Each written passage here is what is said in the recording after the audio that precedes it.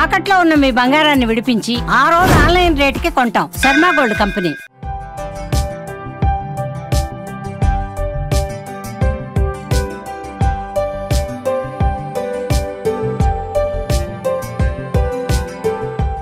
మాంగళ్యం తంతునానేనా మమ జీవన హేతున కంటే బద్నామి సుభగే త్వం జీవ శరదాం శతం. 3 నిమిషాల్లో జరిగే ఈ 3 ముళ్ళ వేడుకకి మన భారతదేశం ఈ ఏడాది ఖర్చు చేసేది ఎంతో తెలుసా? అక్షరాల 6.5 లక్షల కోట్లు. నవంబర్ 1వ తేదీతో భారతదేశంలో పెళ్లి ముహూర్తాలు మొదలయ్యాయి. డిసెంబర్ 14వ తేదీ వరకు జరుగుతాయి. ఈ 45 రోజులు కొనసాగే ఈ మంచి రోజుల్లో కనీసం 46 లక్షల పెళ్లిలు జరుగుతున్నాయి. ఈ 46 లక్షల పెళ్లిళ్ల కోసం భారతదేశంలో మొత్తం 6.5 లక్షల కోట్ల వ్యాపారం జరుగుతోంది. 2024తో పోలిస్తే ఈ ఖర్చు 10% పెరిగిందని confederation of all India traders చేసిన రీసెర్చ్ చెబుతోంది. అలా అని గతేడాదితో పోలిస్తే పెళ్లిల సంఖ్య ఏమైనా పెరిగిందా అంటే అదేమీ లేదు. 2024తో పోలిస్తే గణనీయంగా తగ్గాయి.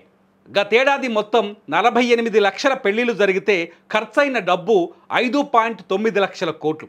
కానీ ఈ ఏడాది పెళ్లిల సంఖ్య 46 లక్షలే, కానీ ఖర్చు 6.5 లక్షల కోట్లు. అంటే పెళ్లిల ఖర్చు పెరిగింది. దేశంలో మన రాజధాని ఢిల్లీనే ఈ పెళ్లిల ఖర్చులో నెంబర్ 1గా మిగిలింది. ఢిల్లీలో 4.5 లక్షల పెళ్లిలు జరుగుతాయని, 1,08,000 కోట్ల వ్యాపారం జరుగుతుందని CIIT అంచనా వేస్తోంది.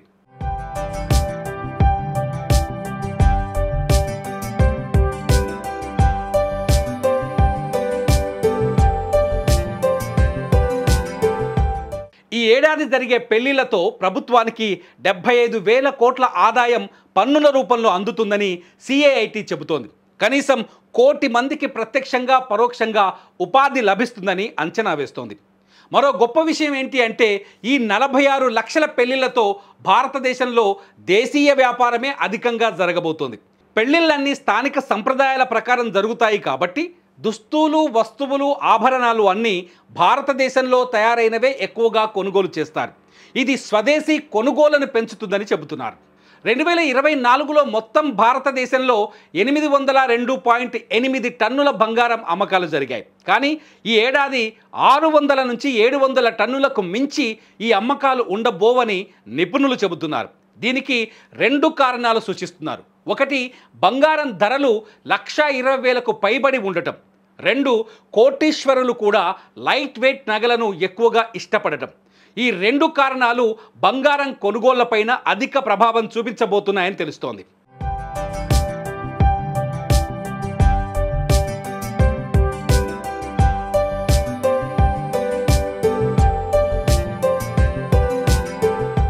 పెళ్లిళ్ల ఖర్చు దగ్గరకు వస్తే గతంతో పోలిస్తే 10% అదనంగా పెరిగిందని చెబుతోంది CIIT.